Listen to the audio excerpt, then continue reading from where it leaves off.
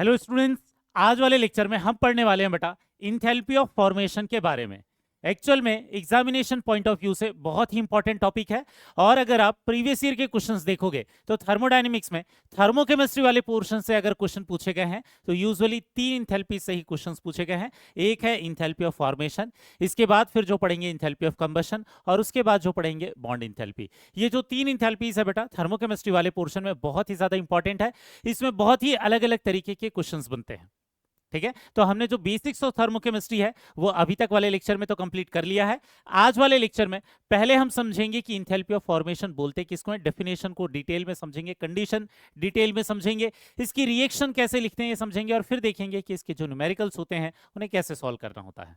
ठीक है, तो स्टार्ट करते हैं डेफिनेशन से कि इंथैल्पी ऑफ फॉर्मेशन बोलते किसको। ध्यान रखना बेटा, अब जितने भी इंथैल्पीज यहां पर पढ़ोगे उनकी रिएक्शन लिखना आपके लिए सबसे ज्यादा इंपॉर्टेंट है।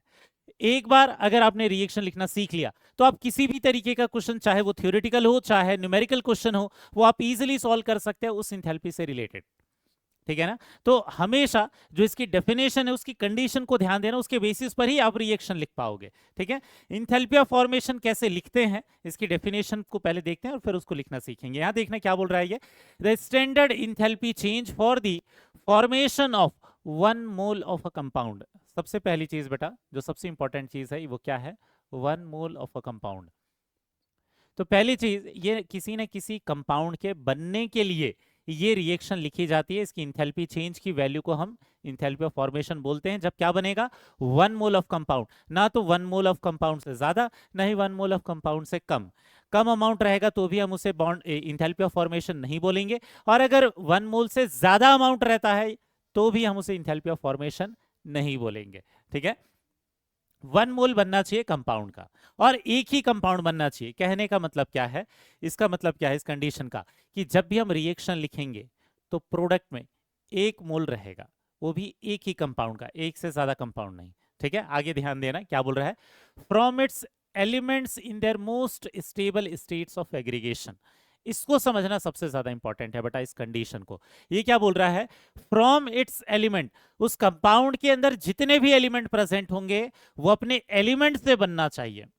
ठीक है ना, उस कंपाउंड के अंदर, जिस कंपाउंड को हम बना रहे हैं उसके अंदर जितने भी एलिमेंट प्रेजेंट होंगे वो अपने सबसे ज्यादा मोस्ट स्टेबल स्टेट में होना चाहिए। उसी को हम क्या बोलते हैं, रेफरेंस स्टेट भी बोलते हैं, या उसी को और क्या बोलते हैं बेटा, स्टैंडर्ड स्टेट भी बोलते हैं। ठीक है ना, मतलब कोई भी कंपाउंड अगर अपने एलिमेंट से बनकर आया है, जिसमें एलिमेंट क्या है, अपने मोस्ट स्टेबल स्टेट में प्रेजेंट है, तो उस रिएक्शन की जो इंथैल्पी होती है, उस रिएक्शन की इंथैल्पी को हम क्या बोलते हैं बेटा, स्टैंडर्ड इंथैल्पी ऑफ फॉर्मेशन। ठीक है, कहने का मतलब इसकी जब हम रिएक्शन लिखेंगे तो यहां पहली चीज जो प्रोडक्ट में बनना चाहिए वो क्या बनना चाहिए, 1 मोल ऑफ प्रोडक्ट बनना चाहिए बेटा। 1 मोल ऑफ प्रोडक्ट बनना चाहिए, ना 1 मोल से ज्यादा ना 1 मोल से कम। इसका मतलब यह है कि जब भी हम रिएक्शन को लिखकर बैलेंस करेंगे तो प्रोडक्ट के सामने कोफिशिएंट 1 होना चाहिए, रिएक्टेंट की तरफ कोफिशिएंट कुछ भी हो काम चल जाएगा। ठीक है, दूसरी चीज यहां पर जो रिएक्टेंट होंगे, ठीक है ना, दूसरी चीज यहां पर जो रिएक्टेंट होंगे वो अपने क्या होने चाहिए, रेफरेंस स्टेट में होने चाहिए या अपने स्टैंडर्ड स्टेट में होने चाहिए। जो भी रिएक्टेंट्स हैं, ठीक है ना, वो जो रिएक्टेंट है वो कौन से होने, वो क्या होंगे, वो पहली चीज एलिमेंट्स होंगे, और वो एलिमेंट्स अपने क्या होंगे, रेफरेंस स्टेट में प्रेजेंट होंगे। अब इसका मतलब क्या है, इसका मतलब ये है कि कंपाउंड के अंदर जो भी एलिमेंट हो हम उसका मोस्ट स्टेबल स्टेट लेंगे। ठीक है, तो रेफरेंस स्टेट कहने का मतलब क्या है कि जो एलिमेंट होगा वो उसका most stable state at 1 bar and 298 kelvin. 1 bar and 298 kelvin वाली कंडीशन पर एलिमेंट का सबसे ज्यादा स्टेबल फॉर्म क्या कहलाता है, उसका रेफरेंस स्टेट या उसका स्टैंडर्ड स्टेट कहलाता है। एग्जांपल के लिए ध्यान देना बेटा, ये आपको बहुत ज्यादा काम में आएगा। जैसे अगर कहीं पर भी कार्बन दे रखा है तो हम बोलेंगे कि कार्बन का जो ग्रेफाइट वाला फॉर्म है ये उसका स्टैंडर्ड फॉर्म है। ठीक है ना, यही उसका क्या है, स्टैंडर्ड वाला फॉर्म है। अगर कार्बन ग्रेफाइट के फॉर्म में, अगर कार्बन डायमंड के फॉर्म में हुआ तो एग्जिस्ट तो कर सकता है, लेकिन हम उसे रेफरेंस स्टेट नहीं मानते। हम बोलेंगे इस वाली कंडीशन पर 1 बार और 298 केल्विन वाली कंडीशन पर वो सबसे ज्यादा स्टेबल स्टेट जिस एलिमेंट का रहेगा उस स्टेट को हम क्या बोलेंगे, स्टैंडर्ड स्टेट बोलते हैं। तो पहले स्टैंडर्ड स्टेट समझ लेना बेटा, फिर हम रिएक्शन को लिखना सीखेंगे, ठीक है ना। तो यहां पर जो कार्बन है वो ग्रेफाइट के फॉर्म में होगा। इसके अलावा अगर कोई भी मेटल होगा, अगर कोई भी मेटल होगा तो वो कौन से स्टेट में होना चाहिए, सॉलिड स्टेट में होना चाहिए, क्योंकि ये स्टैंडर्ड कंडीशन पर 1 बार और 298 केल्विन पर वो जो मेटल होता है वो क्या होगा, सॉलिड स्टेट में एग्जिस्ट करता है, एक्सेप्ट कौन, मरकरी। मरकरी का कौन सा स्टेट स्टेबल रहता है बेटा, रूम टेम्परेचर पर, लिक्विड वाला स्टेट उसका स्टेबल रहता है, ठीक है। इसके अलावा जो फ्लोरीन है वो गैसेस स्टेट में होना चाहिए, अगर जो क्लोरीन है वो गैसेस स्टेट में होना चाहिए, अगर ब्रोमीन है तो ब्रोमीन का कौन सा स्टेट स्टेबल होता है रूम टेम्परेचर पर, लिक्विड स्टेट। यहीं पर जो आयोडीन होता है उसका कौन सा स्टेट रूम टेम्परेचर पर स्टेबल होता है बेटा, सॉलिड वाला स्टेट। इसके अलावा ये जितनी भी चीजें हैं डायटोमिक गैसेस है वो गैसेस फॉर्म में होना चाहिए, हाइड्रोजन H2 के फॉर्म में होना चाहिए, ऑक्सीजन O2 गैस के फॉर्म में होना चाहिए, ना तो O3 और ना ही किसी एटम के फॉर्म में, ये अपने मोस्ट स्टेबल मॉलिक्यूल के फॉर्म में प्रेजेंट होने चाहिए, ठीक है। इसके अलावा ध्यान देना बेटा, एक और एग्जांपल है, जो फॉस्फोरस है वो व्हाइट फॉस्फोरस के फॉर्म में होना चाहिए, जिसको हम P4 लिखते हैं। वैसे जो सल्फर है वो सल्फर क्या होना चाहिए, रोम्बिक सल्फर होना चाहिए बेटा। सल्फर के भी अलग अलग एलोट्रॉप होते हैं, मोनोक्लिनिक सल्फर होता है, रोम्बिक सल्फर होता है, लेकिन स्टैंडर्ड स्टेट सल्फर का हम क्या मानेंगे, रोम्बिक सल्फर मानेंगे। समझ में आया। ये तो हो गए स्टैंडर्ड स्टेट कौन से होते हैं ज्यादातर एलिमेंट्स के लिए। अब स्टैंडर्ड स्टेट इन एलिमेंट्स का जो होता है इसको यूज करते हुए हम ये इंथैल्पी ऑफ फॉर्मेशन कैसे लिखेंगे इसको समझना बेटा, ठीक है ना। ये इंथैल्पी ऑफ फॉर्मेशन हमें कैसे लिखना है यहां ध्यान देना। एग्जांपल के लिए अगर मान लेते हैं हम क्या लिख रहे हैं, HBr गैस के बनने के लिए इसके इंथैल्पी ऑफ फॉर्मेशन की अगर हमें रिएक्शन लिखना है तो हम क्या करेंगे, पहले देखेंगे कि इसके अंदर एलिमेंट्स कौन कौन से हैं। इसके अंदर एलिमेंट्स कौन कौन से है बेटा, एक है हाइड्रोजन और एक है ब्रोमीन, ठीक है ना। दो एलिमेंट्स हैं, हाइड्रोजन भी है और ब्रोमीन भी है। तो हाइड्रोजन का मोस्ट स्टेबल स्टेट क्या हो जाएगा, H2 गैस। ब्रोमीन का मोस्ट स्टेबल स्टेट क्या हो जाएगा बेटा, Br2 लिक्विड, ठीक है ना। ब्रोमीन कौन से स्टेट में एग्जिस्ट करता है, लिक्विड स्टेट में। हाइड्रोजन कौन से स्टेट में एग्जिस्ट करता है, most stable state, reference state, hydrogen gas के फॉर्म में, ठीक है। अब ध्यान देना ये रिएक्शन बैलेंस नहीं है, लेकिन इस रिएक्शन को हम ऐसे बैलेंस करेंगे जिससे प्रोडक्ट के सामने जो कोफिशिएंट हो वो कौन सा आ जाए, 1 आ जाए। क्योंकि हमने क्या बोला, इंथैल्पी ऑफ फॉर्मेशन कितने मोल ऑफ कंपाउंड के बनने के लिए है, 1 मोल ऑफ कंपाउंड के बनने के लिए है, ठीक है। तो 1 मोल ऑफ कंपाउंड जब बनता है, ठीक है, तो उसके सामने 1 होना चाहिए। इसके सामने कोई भी और कोफिशिएंट हो सकता है, तो इसके सामने भी 1/2 रखेंगे, इसके सामने भी 1/2 रखेंगे। इस रिएक्शन में जो भी इंथैल्पी रिलीज होगी उस इंथैल्पी को हम क्या बोलेंगे, इंथैल्पी ऑफ फॉर्मेशन ऑफ क्या बोलेंगे बेटा, HBr, ठीक है। इसे हम क्या बोलेंगे, enthalpy of formation of HBr। तो यहाँ इंथैल्पी ऑफ फॉर्मेशन को कैसे दिखा देते हैं, इस तरीके से डेल्टा FH करके, और यहाँ पर नॉट लिखा हुआ है, मतलब वो क्या है, स्टैंडर्ड इंथैल्पी ऑफ फॉर्मेशन। समझ में आया बेटा। ध्यान रखना 1 मोल कंपाउंड के बनने के लिए हम इंथैल्पी ऑफ फॉर्मेशन बोलते हैं। एग्जांपल के लिए अगर मैंने इस रिएक्शन को इस तरीके से बैलेंस कर दिया होता, 2 HBr गैस और यहां लिखा हुआ होता H2 गैस, ठीक है ना, plus Br2 gas, sorry Br2 liquid. अगर मैंने रिएक्शन को ऐसे बैलेंस किया होता तो ये रिएक्शन तो सही है, लेकिन वो इंथैल्पी ऑफ फॉर्मेशन के लिए रिएक्शन नहीं है। उस रिएक्शन की इंथैल्पी को हम इंथैल्पी ऑफ फॉर्मेशन नहीं बोल सकते, क्योंकि इसमें कितने मोल बने हैं बेटा, 2 मोल बने हैं। समझ में आ रहा है। तो 2 मोल के बनने वाली रिएक्शन को हम इंथैल्पी ऑफ फॉर्मेशन नहीं बोलते। तो इस रिएक्शन की जो इंथैल्पी होगी, इस रिएक्शन की इंथैल्पी जो होगी वो एक्चुअल में क्या हो जाएगी, 2 times of enthalpy of formation of HBr, ठीक है। कहने का मतलब HBr की जो भी इंथैल्पी ऑफ फॉर्मेशन होगी उसका जब डबल कर देंगे तो इस रिएक्शन की इंथैल्पी आ जाएगी। ऐसा क्यों, क्योंकि इसके सामने जो कोफिशिएंट लिख रखा है वो कितना लिख रखा है बेटा, 2, ठीक है ना। तो इसमें जो इंथैल्पी ऑफ फॉर्मेशन है ये 2 मोल के बनने के लिए लिख रहे हैं, तो इंथैल्पी ऑफ फॉर्मेशन इंटू 2 लिखेंगे उसे, ठीक है ना। तो इस रिएक्शन की इंथैल्पी को 2 इंटू इंथैल्पी ऑफ फॉर्मेशन बोल सकते हैं, हम इंथैल्पी ऑफ फॉर्मेशन नहीं बोल सकते। समझ में आ गया क्या। इंथैल्पी ऑफ फॉर्मेशन कब बोलते हैं, जब यहां पर प्रोडक्ट में कितना बनेगा, 1 मोल ऑफ कंपाउंड बनेगा, ठीक है। एक दूसरी रिएक्शन देखना बेटा, यहाँ पर हम कैल्शियम कार्बोनेट के लिए इंथैल्पी ऑफ फॉर्मेशन लिखने वाले हैं, ठीक है। तो अगर मैं रिएक्शन को ऐसे लिख दूं, CO solid plus CO2 gas, ये रिएक्शन तो सही है लेकिन ये इंथैल्पी ऑफ फॉर्मेशन की रिएक्शन नहीं है, ठीक है ना। इस रिएक्शन की जो इंथैल्पी होगी उसे हम enthalpy of formation of calcium carbonate नहीं बोलेंगे, इसे हम enthalpy of formation of calcium carbonate नहीं बोल सकते। क्यों नहीं बोल सकते बेटा? यहाँ 1 मोल ऑफ कंपाउंड तो बन रहा है, लेकिन ये जो कंपाउंड जो बन रहा है वो दूसरे कंपाउंड से बनकर आ रहा है, एलिमेंट से नहीं। हमने क्या बोला, यहाँ पर जो रिएक्टेंट होना चाहिए वो रिएक्टेंट किस में होना चाहिए? अपने स्टैंडर्ड स्टेट में होना चाहिए, वो भी एलिमेंट्स होने चाहिए, कंपाउंड नहीं। तो ये जो कैल्शियम कार्बोनेट है इसके अंदर कितने एलिमेंट दिखाई दे रहे हैं आपको? 3 एलिमेंट। एक दिखाई दे रहा है कैल्शियम, एक दिखाई दे रहा है कार्बन, एक दिखाई दे रहा है ऑक्सीजन। तो ये जो 3 एलिमेंट है, ये 3 एलिमेंट यहाँ 3 अलग अलग रिएक्टेंट की तरह प्रेजेंट होने चाहिए अपने स्टैंडर्ड स्टेट में। तो ये रिएक्शन तो सही है, इस रिएक्शन से कैल्शियम कार्बोनेट बन सकता है, लेकिन इस रिएक्शन की इंथैल्पी को हम इंथैल्पी ऑफ फॉर्मेशन नहीं बोलेंगे। समझ में आ गया? अगर मुझे इस रिएक्शन की इंथैल्पी ऑफ फॉर्मेशन को लिखना है, कैल्शियम कार्बोनेट की इंथैल्पी ऑफ फॉर्मेशन को लिखना है, तो हम क्या लिखेंगे? इसमें 3 एलिमेंट है, 3 एलिमेंट है, तो पहला एलिमेंट क्या हो जाएगा? कैल्शियम, ये सॉलिड स्टेट में, ठीक है। कार्बन जो है, कार्बन का जो स्टैंडर्ड स्टेट है वो कौन सा स्टेट होता है बेटा? ग्रेफाइट होता है, ठीक है। प्लस ऑक्सीजन, ऑक्सीजन का जो स्टैंडर्ड स्टेट होता है वो क्या होता है? O2 गैस होता है। और इसको बैलेंस करेंगे SA3/2 करके। क्यों? क्योंकि प्रोडक्ट के सामने कितना होना चाहिए? 1 मोल तो आना ही चाहिए। अगर प्रोडक्ट के सामने 1 मोल कोफिशिएंट नहीं है, 1 कोफिशिएंट नहीं है, तो वो इंथैल्पी ऑफ फॉर्मेशन की रिएक्शन नहीं हो सकती। तो यहाँ 1 रखना जरूरी है। तो इधर वाले O2 के सामने मैं क्या रखूंगा? 3/2। समझ में आ गया बेटा? तो इस रिएक्शन की जो इंथैल्पी है, इस रिएक्शन की इंथैल्पी को अब हम क्या बोल सकते हैं?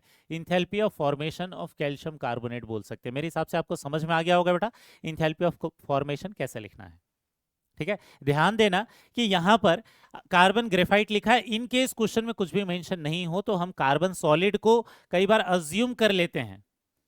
कार्बन सॉलिड को समटाइम अगर क्वेश्चन में कुछ भी स्पेसिफाई नहीं कर रखा है तो कार्बन सॉलिड को हम अज्यूम कर लेते हैं कि ये कार्बन ग्रेफाइट के फॉर्म में लिया हुआ है करके, हम कार्बन ग्रेफाइट ही अज्यूम कर लेते हैं। बट अगर क्वेश्चन में कार्बन ग्रेफाइट भी दिया है, कार्बन सॉलिड भी दे रखा है, तो ज्यादा अप्रोप्रिएट तरीका है रिएक्शन को लिखने का कार्बन ग्रेफाइट, ठीक है ना। क्योंकि जो ग्रेफाइट के फॉर्म में रहेगा वही क्या है? उसका मोस्ट स्टेबल स्टेट या वही उसका रेफरेंस स्टेट है।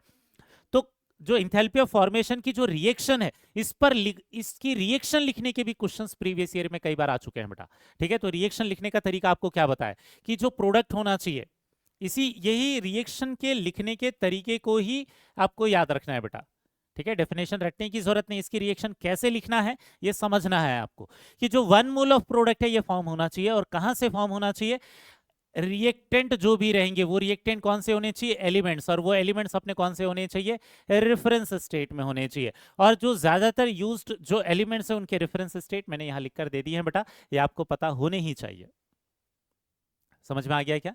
तो इस तरीके से यहां पर जो रिएक्टेंट होंगे वो एलिमेंट्स होने चाहिए, वो एलिमेंट्स अपने स्टैंडर्ड स्टेट में होने चाहिए और उनसे 1 मोल ऑफ प्रोडक्ट बनना चाहिए, ठीक है। तो कुछ और एग्जांपल लेते हैं कि इंथैल्पी ऑफ फॉर्मेशन की जो रिएक्शन है वो कैसे लिखते हैं। तो यहां मैंने कुछ क्वेश्चंस लिख रखे हैं आपके लिए, आपको ट्राई करना है।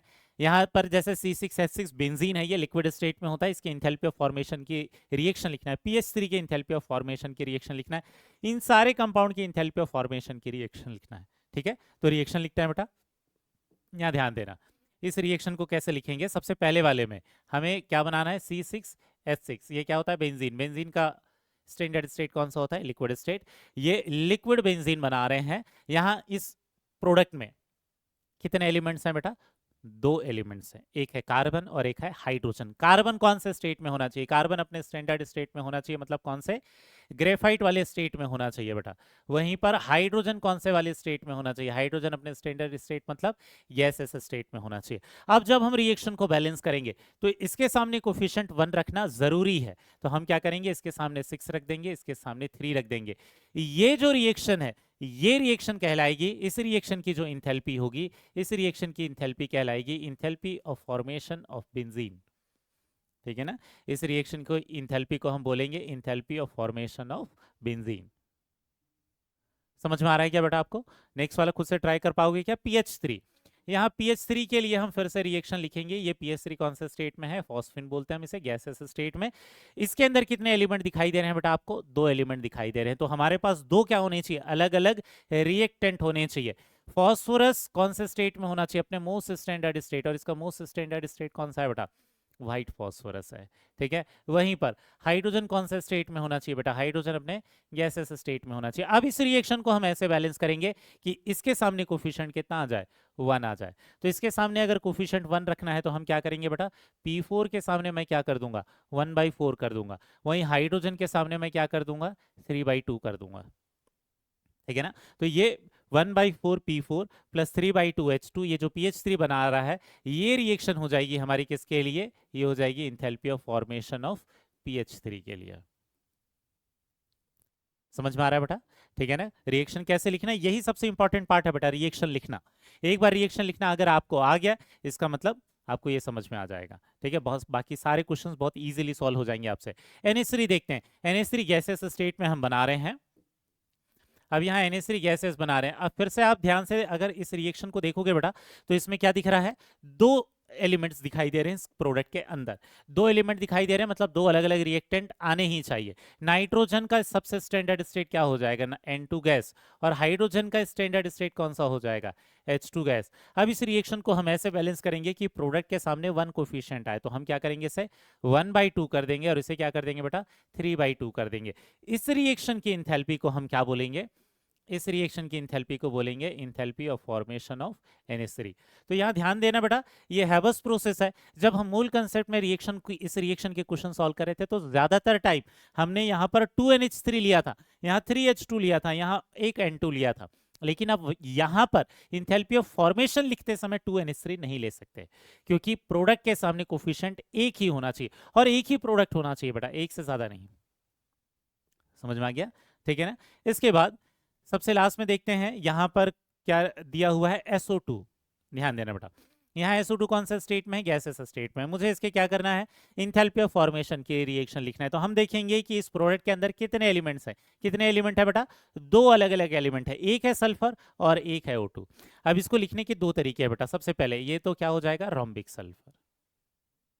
ठीक है, रोम्बिक सल्फर, इस सल्फर का स्टैंडर्ड स्टेट, और ऑक्सीजन का क्या हो जाएगा, O2 गैस। अब इसको मैं बैलेंस कैसे करूंगा, कुछ ऐसे करूंगा। प्रॉपर तरीका तो लिखने का यही है।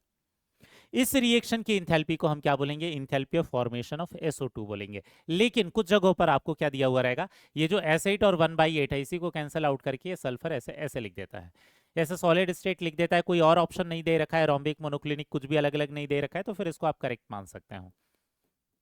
ठीक है ना, वैसे ज्यादा प्रॉपर तरीका तो ये है लिखने का, लेकिन बहुत बार वो 1/8 एसिड लिखने की जगह पर हम ऐसा लिख देते हैं। यही रोम्बिक सल्फर मान लिया प्लस O2, ये हो जाएगा SO2 गैस। ये ऐसा लिखने से रिएक्शन सिंपल दिखाई देने लगती है, तो बहुत सारी जगह आपको इसी तरीके से लिखा हुआ मिलेगा। ठीक है, लेकिन अगर दोनों ऑप्शन में दिए हुए रहते हैं, तो ये ज्यादा मोर अप्रोप्रिएट तरीका है बेटा लिखने का।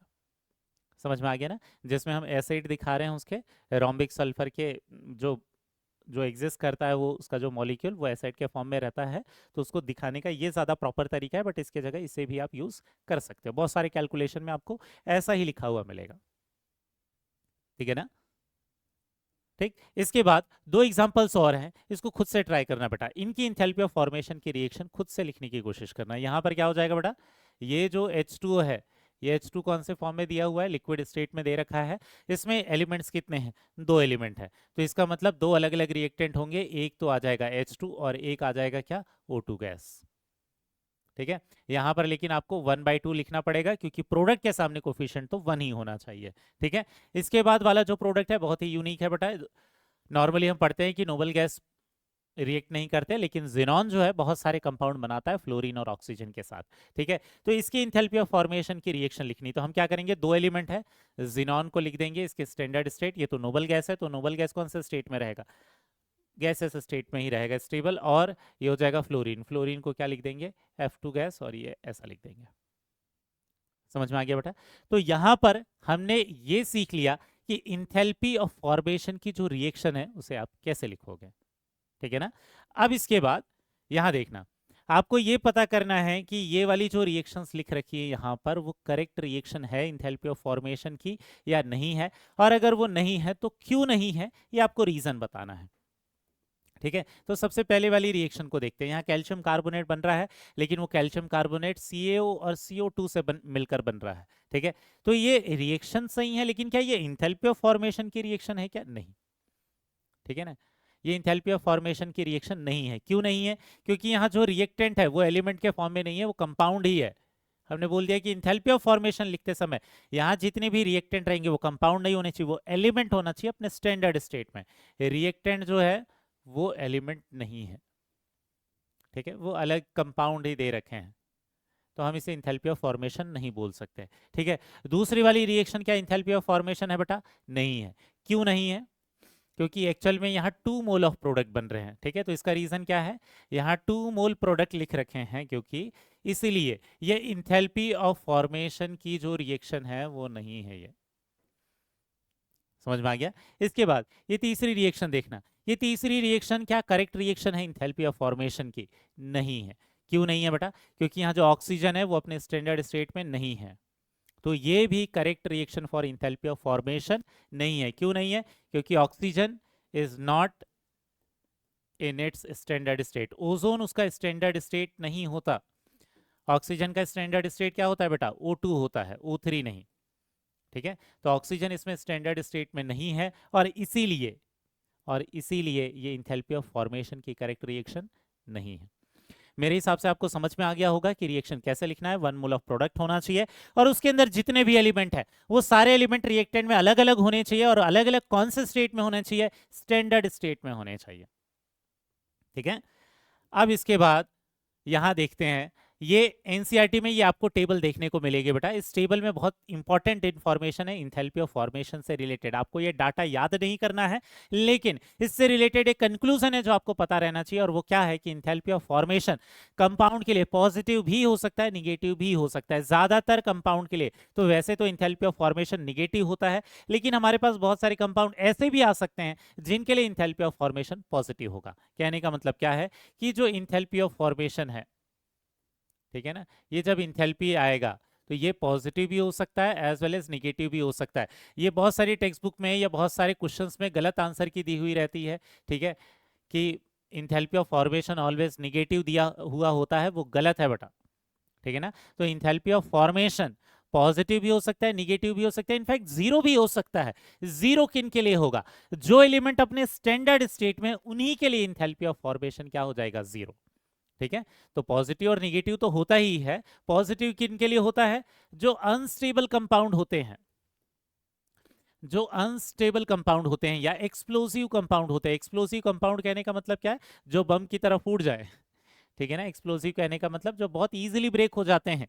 ठीक है ना, क्योंकि वो अनस्टेबल होते हैं। तो अनस्टेबल जो कंपाउंड होते हैं उनके लिए इंथैल्पी ऑफ फॉर्मेशन की वैल्यू पॉजिटिव होती है, और निगेटिव किन के लिए होती है? निगेटिव उनके लिए होती है जो स्टेबल कंपाउंड्स होते हैं।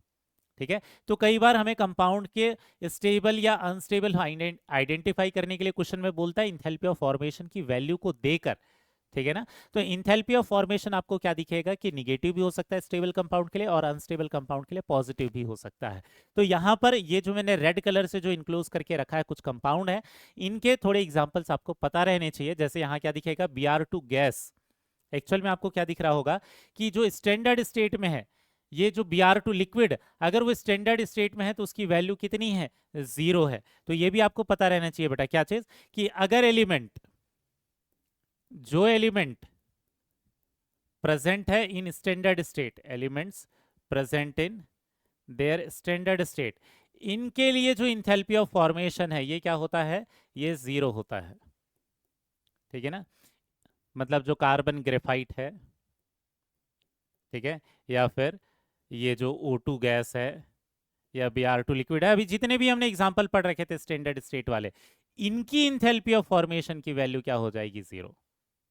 ठीक है, तो आपको क्या दिख रहा होगा यहां पर?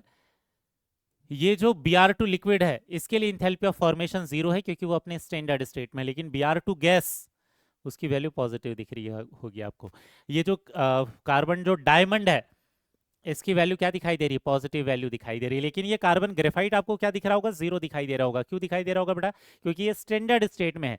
जो भी एलिमेंट अपने स्टैंडर्ड स्टेट में होता है उसकी इंथैल्पी ऑफ फॉर्मेशन की वैल्यू क्या होती है, जीरो होती है। समझ में आ गया। एक एग्जांपल आपको बेंजीन का भी दिखाई देगा कि बेंजीन के जो इंथैल्पी ऑफ फॉर्मेशन की वैल्यू है वो भी पॉजिटिव है। इसके अलावा ये बहुत इंपॉर्टेंट एग्जांपल है बेटा, ध्यान देना यहाँ पर। ये जो नाइट्रोजन के जो कुछ ऑक्साइड्स हैं, ऊपर वाले को बोलते हैं नाइट्रिक ऑक्साइड NO और नीचे वाला है NO2, ठीक है ना। ये जो दोनों नाइट्रोजन के ऑक्साइड हैं ये बहुत इजीली नहीं बनते हैं, मतलब उतने ज्यादा स्टेबल नहीं होते, इसलिए इनकी इंथैल्पी ऑफ फॉर्मेशन की वैल्यू आपको क्या दिखाई देगी, इनकी इंथैल्पी ऑफ फॉर्मेशन की वैल्यू पॉजिटिव दिखाई देगी। इसके अलावा आपको और एक एग्जांपल दिखाई देगा यहाँ पर HI के लिए इंथैल्पी ऑफ फॉर्मेशन की वैल्यू क्या है बेटा, प्लस में। ऐसा क्यों, क्योंकि ये हाईली रिएक्टिव सब्सटेंस है, हाईली इसका रिड्यूसिंग एजेंट, इसकी रिड्यूसिंग प्रॉपर्टी बहुत ज्यादा होती है। हमने इलेक्ट्रोकेमिस्ट्री में भी पढ़ रखा था कि जितने भी HF HCl HBr HI होता है उसमें HI की रिड्यूसिंग पावर बहुत ज्यादा होती है। इसी को हम हाइड्रोकार्बन में भी पढ़ते हैं कि उसकी रिड्यूसिंग प्रॉपर्टी ज्यादा होने के कारण आयोडीनेशन की रिएक्शन रिवर्सिबल रिएक्शन हो जाती है। ठीक है, जब हम हाइड्रोकार्बन देखेंगे बेटा तो वहां पर उस HI की रिड्यूसिंग प्रॉपर्टी से रिलेटेड चीजों को भी पढ़ेंगे। ठीक है, इसके अलावा आपको क्या दिख रहा होगा, SiH4, इसके लिए पॉजिटिव इंथैल्पी ऑफ फॉर्मेशन है। वैसे ये carbon gaseous, hydrogen gaseous, Cl gaseous, मतलब यहाँ एटम बना रहे हैं, गैसियस एटम अगर बना रहे हैं तो इनके लिए भी इंथैल्पी ऑफ फॉर्मेशन की वैल्यू क्या है, पॉजिटिव है, क्योंकि हम बॉन्ड को ब्रेक करने के लिए वो कुछ ना कुछ एनर्जी एब्जॉर्ब करेंगे गैसियस एटम बनाने के लिए। ठीक है, तो यहां पर आपको डाटा याद नहीं रखना है बेटा, आपको स्पेशली नाइट्रोजन के ऑक्साइड के लिए जरूर याद रखना है, HI के लिए, कार्बन डायमंड के लिए। ठीक है, ये कुछ एग्जांपल्स हैं जिनके लिए आपको ये पता रहना चाहिए कि इंथैल्पी ऑफ फॉर्मेशन पॉजिटिव होती है। ठीक है ना, और इसीलिए भी क्योंकि बहुत सारी जगह पर गलत ये चीज दी हुई रहती है कि इंथैल्पी ऑफ फॉर्मेशन की वैल्यू ओनली निगेटिव है, ऐसा नहीं है। हाँ, स्टेबल कंपाउंड के लिए ओनली निगेटिव होगी, ठीक है ना, लेकिन जो अनस्टेबल कंपाउंड है उनके लिए इंथैल्पी ऑफ फॉर्मेशन क्या होती है, पॉजिटिव होती है। समझ में आ गया। तो यहां पर हमने ये देख लिया कि इंथैल्पी ऑफ फॉर्मेशन की जो वैल्यूज होती है वो पॉजिटिव होगी, निगेटिव होगी या फिर जीरो होंगी। ठीक है, इसी पर बेस एक क्वेश्चन करते हैं। यहां पर क्या दिया हुआ है, identify most stable and most unstable compound from the following. आपको क्या दिख रहा है यहां पर, ये जो डेल्टा FH नॉट दे रखा है, मतलब स्टैंडर्ड इंथैल्पी ऑफ फॉर्मेशन दे रखा है, इसके लिए -400, इसके लिए +20, इसके लिए +300। तो यहाँ क्या दिख रहा है, -400, मतलब ये वाला जो कंपाउंड होगा वो क्या रहेगा, मोस्ट स्टेबल, क्योंकि इसके लिए इंथैल्पी ऑफ फॉर्मेशन की वैल्यू क्या है, निगेटिव है। लेकिन ये जो लास्ट वाला कंपाउंड दिखाई दे रहा होगा आपको, ये क्या दिखाई दे रहा होगा, ये प्लस है। ठीक है, ये पॉजिटिव वैल्यू है, ये पॉजिटिव वैल्यू है, मतलब ये क्या हो जाएगा, इंथैल्पी ऑफ फॉर्मेशन की वैल्यू पॉजिटिव है, तो ये क्या हो जाएगा, मोस्ट अनस्टेबल कंपाउंड होगा। समझ में आया। ठीक है ना, तो आप कंपाउंड के स्टेबिलिटी को भी कंपैरिजन कर सकते हो अगर आपको इंथैल्पी ऑफ फॉर्मेशन की वैल्यू दे रखी है तो। ठीक है बेटा, तो ये तो यहां तक हमने पढ़ लिया है थ्योरी, इंथैल्पी ऑफ फॉर्मेशन की थ्योरी कैसी है। अब इसी पर बेस्ड अलग अलग तरीके के क्वेश्चन सॉल्व करना सीखेंगे। ठीक है, सबसे पहले एक बेसिक MCQ लेते हैं। क्वेश्चन में क्या पूछा हुआ है, heat of formation, enthalpy of formation of an explosive compound like NCl3। तो ये हाईली क्या होता है, एक्सप्लोसिव कंपाउंड कहने का मतलब क्या है बेटा, अनस्टेबल कंपाउंड। अगर ये हाईली अनस्टेबल कंपाउंड है इसका मतलब इंथैल्पी ऑफ फॉर्मेशन की वैल्यू क्या होगी, पॉजिटिव होगी। समझ में आ गया। ठीक है, इसके बाद दूसरे क्वेश्चन पर चलते हैं बेटा। नेक्स्ट वाला क्वेश्चन क्या है, for which of the following enthalpy of formation is zero. हम लोगों ने क्या पढ़ रखा है, किसके लिए इंथैल्पी ऑफ फॉर्मेशन की वैल्यू जीरो होगी, जो कि अपने मोस्ट स्टेबल स्टेट, मतलब अपने स्टैंडर्ड स्टेट या रेफरेंस स्टेट में प्रेजेंट होगा कोई एलिमेंट, उसके लिए। O3 रेफरेंस स्टेट है क्या, नहीं।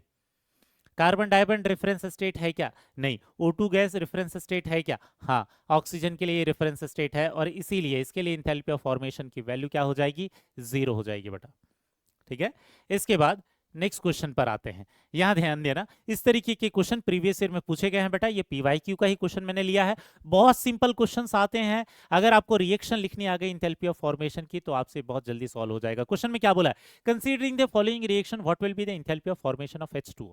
मतलब इंथैल्पी ऑफ फॉर्मेशन की ऑफ H2O के लिए करेक्ट रिएक्शन कौन सी है। ठीक है ना, तो यहां पर हो गया, पहले तो H+ और OH- H2O बन रहा है, H2O लिक्विड। पहली चीज, दो प्रोडक्ट तो होने ही नहीं चाहिए। इंथैल्पी ऑफ फॉर्मेशन की रिएक्शन लिखते समय दो प्रोडक्ट होने नहीं चाहिए, 1 मोल होना चाहिए, वो भी एक ही प्रोडक्ट का होना चाहिए। दो प्रोडक्ट हैं मतलब वो इंथैल्पी ऑफ फॉर्मेशन की रिएक्शन नहीं है। ठीक है, ये तो वही हो सकते थे, बट इसमें भी हाइड्रोजन और ऑक्सीजन, स्टैंडर्ड स्टेट कौन सा है बेटा हाइड्रोजन और ऑक्सीजन का? H2 गैस और हाफ O2 गैस, मतलब करेक्ट रिएक्शन ये है। तो एक्चुअल में इंथैल्पी ऑफ फॉर्मेशन की वैल्यू कितनी हो जाएगी? -x2 kilo joule per mole.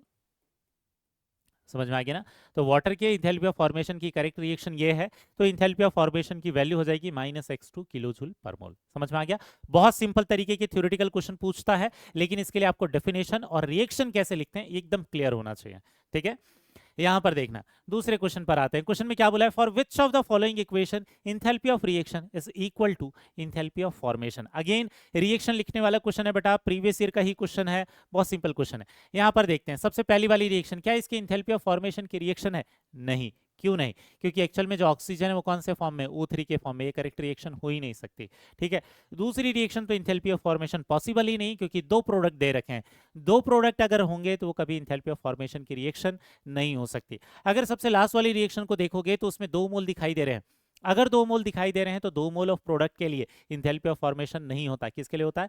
1 mole of product के लिए होता है। 1 मोल ऑफ प्रोडक्ट यहां दिखाई दे रहा है, और जिनोर और फ्लोरीन कौन से स्टेट में है बेटा? अपने रेफरेंस स्टेट में प्रेजेंट है। नोबल गैस गैसियस स्टेट में होना चाहिए, और फ्लोरीन गैसियस स्टेट में होना चाहिए। बैलेंस्ड इक्वेशन, और प्रोडक्ट के सामने कितना कोफिशिएंट है? 1, मतलब करेक्ट रिएक्शन कौन सी हो जाएगी? थर्ड वाली। ठीक है, ये सारे क्वेश्चन प्रीवियस ईयर के क्वेश्चन मैंने लिए हैं बेटा, ये बताने के लिए कि एकदम simple question, reaction based questions भी पूछे जाते हैं। ठीक है ना?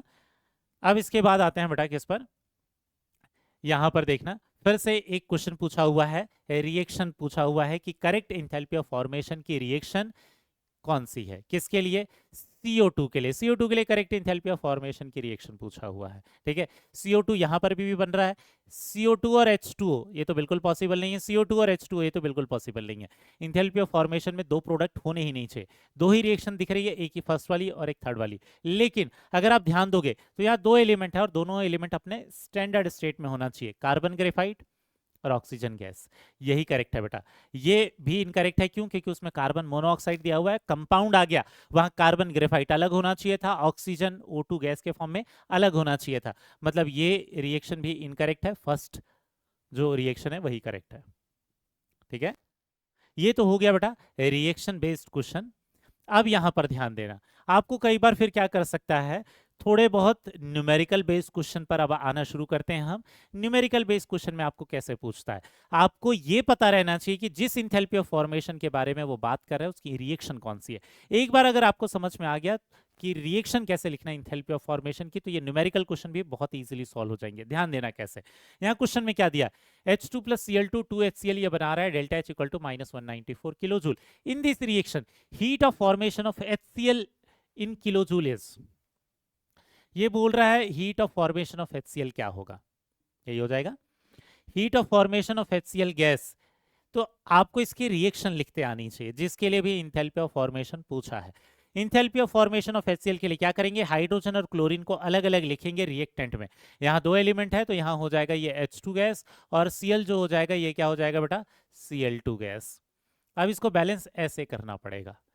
इस रिएक्शन की इंथैल्पी को हम क्या बोलेंगे, इंथैल्पी ऑफ फॉर्मेशन बोलेंगे। क्यों? क्योंकि 1 मोल ऑफ प्रोडक्ट बन रहा है, और कहां से बन रहा है, जहां पर रिएक्टेंट क्या है, एलिमेंट्स अपने रेफरेंस स्टेट में प्रेजेंट है, तो इसे enthalpy of formation of HCl बोलेंगे। लेकिन क्वेश्चन में हमें क्या दे रखा है, क्वेश्चन में हमें दे रखा है 2 मोल ऑफ HCl के बनने के लिए, जबकि इंथैल्पी ऑफ फॉर्मेशन किसके लिए होता है बेटा, 1 मोल ऑफ HCl के बनने के लिए। ठीक है, तो इस रिएक्शन की इंथैल्पी अगर दी है तो इस रिएक्शन की इंथैल्पी आप निकाल सकते हो। कैसे? उस रिएक्शन को आप 2 से डिवाइड करोगे तो ही तो ये वाली रिएक्शन आ रही है, तो उसकी इंथैल्पी को भी क्या करना पड़ेगा, 2 से डिवाइड करना पड़ेगा। ठीक है ना? इस रिएक्शन से ये वाली रिएक्शन कैसे बना सकते हैं, इस रिएक्शन को हाफ से मल्टीप्लाई कर दे या 2 से डिवाइड कर दे, तो इसके डेल्टा H की वैल्यू कितनी हो जाएगी, -194 डिवाइड बाई 2। क्योंकि हम लोगों ने क्या पढ़ रखा है कि अगर रिएक्शन को आप 2 से डिवाइड कर रहे हो तो उसकी इंथैल्पी की वैल्यू को भी 2 से डिवाइड करोगे, तो एक्चुअल में कितना हो जाएगा, 2 9 18, और कितना हो जाएगा बेटा, 2 7 14, -97 किलो जूल पर मोल। साइन का भी ध्यान रखना बेटा, ऑप्शन में कई बार वो माइनस प्लस में कंफ्यूज करता है। ठीक है, तो यहां पर क्या हो जाएगा correct answer, -97 kilo joule. Clear हुआ बेटा? तो न्यूमेरिकल जैसा कुछ भी नहीं है इसमें। ठीक है, बहुत सिंपल कैलकुलेशन है, बस आपको ये पता रहना चाहिए कि इंथैल्पी ऑफ फॉर्मेशन जिस चीज का पूछा है उसकी रिएक्शन कैसे लिखते हैं। क्लियर हुआ? ठीक, अब इसके बाद नेक्स्ट क्वेश्चन देखते हैं बेटा, इसी तरीके का है, लेकिन उससे जस्ट अपोजिट है। ठीक है, यहाँ क्या दे रखा है, the enthalpy of formation of ammonia, यहाँ इंथैल्पी ऑफ फॉर्मेशन दे रखा है और उन्होंने एक रिएक्शन के लिए इंथैल्पी ऑफ फॉर्मेशन आपको निकालने बोला है। ठीक है, इस वाले क्वेश्चन में, इसके पहले वाले क्वेश्चन में क्या था, किसी रिएक्शन की इंथैल्पी दे दी थी और इंथैल्पी ऑफ फॉर्मेशन निकालना था। उन्होंने अब इंथैल्पी ऑफ फॉर्मेशन दे दिया है और उस रिएक्शन की इंथैल्पी को निकालने बोला है। ठीक है, दोनों ही केस में आपको ये पता रहना चाहिए कि इंथैल्पी ऑफ फॉर्मेशन की रिएक्शन को लिखते कैसे हैं। यहाँ क्या बोला है, the enthalpy of formation of ammonia, enthalpy of formation of ammonia के लिए रिएक्शन हमने थोड़ी देर पहले ही लिखना सीखा हुआ था बेटा। ठीक है ना, क्या सीखा था, NH3 गैस जो है, ये इसमें कितने हैं, 2 एलिमेंट है, तो दोनों एलिमेंट कौन से स्टेट में होने चाहिए, अपने स्टैंडर्ड स्टेट में होना चाहिए। ये हो जाएगा N2 गैस, ये हो जाएगा H2 गैस। लेकिन रिएक्शन को हम ऐसे बैलेंस करेंगे जिससे प्रोडक्ट के सामने कोफिशिएंट कितना आ जाए, 1 आ जाए। प्रोडक्ट के सामने कोफिशिएंट 1 आने के लिए इसमें 1/2, इसमें 3/2 करना पड़ेगा। इसकी जो इंथैल्पी ऑफ फॉर्मेशन है, इस रिएक्शन की इंथैल्पी को इंथैल्पी ऑफ फॉर्मेशन बोलेंगे और इसकी वैल्यू उन्होंने क्वेश्चन में कितनी दे रखी है, -46 किलो जूल। ठीक है ना, उन्होंने इस रिएक्शन की इंथैल्पी को दे दिया है और आपको क्या पूछा है कि इस रिएक्शन की इंथैल्पी कितनी होगी। तो इस रिएक्शन की इंथैल्पी निकालने के लिए आप क्या करोगे बेटा, इस रिएक्शन को आपको दिख रहा होगा, इसको रिवर्स करना पड़ेगा। ठीक है ना, ये हमने हेसल्स लॉ के क्वेश्चन सॉल्व करते समय भी सीखा था कि एक रिएक्शन की इंथैल्पी से दूसरी रिएक्शन की इंथैल्पी को आप कैसे निकाल सकते हो। ठीक है, तो आपको क्या करना पड़ेगा, इस रिएक्शन को रिवर्स करना पड़ेगा, लेकिन उतने से काम नहीं बनेगा, इसको 2 से मल्टीप्लाई भी करना पड़ेगा। इसको 2 से मल्टीप्लाई करोगे तो तभी तो उसके सामने 2 आएगा। ठीक है, तो हम क्या कर सकते हैं, इस रिएक्शन को आप क्या करोगे, रिवर्स करोगे, इस रिएक्शन को रिवर्स करोगे और क्या करोगे बेटा, मल्टीप्लाइड बाई 2 करोगे, तो क्या दिखाई देगा आपको, ये दिखाई देगा 2NH3। रिवर्स करने के बाद वो प्रोडक्ट किस में चला जाएगा, रिएक्टेंट में, और ये रिएक्टेंट चले जाएंगे प्रोडक्ट में, और 2 से मल्टीप्लाई कर दोगे तो बेटा ये हो जाएगा N2 प्लस हो जाएगा 3S2। रिएक्शन बनकर आ गई, वही रिएक्शन बनकर आ गई जो हमें चाहिए था। तो जब आपने रिएक्शन को रिवर्स किया है और 2 से मल्टीप्लाई किया है, तो इंथैल्पी के साथ क्या होगा, यहां पर जब रिएक्शन को रिवर्स किया तो -46 किस में चला गया होगा, +46 में चला गया होगा, साइन माइनस से प्लस हो गया होगा। दूसरी चीज, इस रिएक्शन क्योंकि आपने 2 से मल्टीप्लाई किया है तो इसकी इंथैल्पी भी किससे मल्टीप्लाई होगी, 2 से मल्टीप्लाई होगी, तो एक्चुअल में कितना हो जाएगा, +92 किलो जूल पर मोल। ठीक है, तो इस रिएक्शन की इंथैल्पी को क्या बोलेंगे, +92 किलो जूल पर मोल। ये इंथैल्पी ऑफ फॉर्मेशन नहीं है, ये सिर्फ इस रिएक्शन की इंथैल्पी है। ठीक है ना, तो ये हो जाएगा 92, तो करेक्ट आंसर कितना हो जाएगा बेटा, +92 किलो जूल पर मोल। समझ में आया बेटा, ठीक। तो इस चीज का ध्यान देना है आपको कि इंथैल्पी ऑफ फॉर्मेशन की रिएक्शन कैसे लिखते हैं, क्योंकि एक बार उसके रिएक्शन लिखते आ गए तो उसकी रिएक्शन की इंथैल्पी इतनी है तो इस रिएक्शन की इंथैल्पी कैसे होगी, इस तरीके के बहुत सारे अलग अलग क्वेश्चंस बन सकते हैं।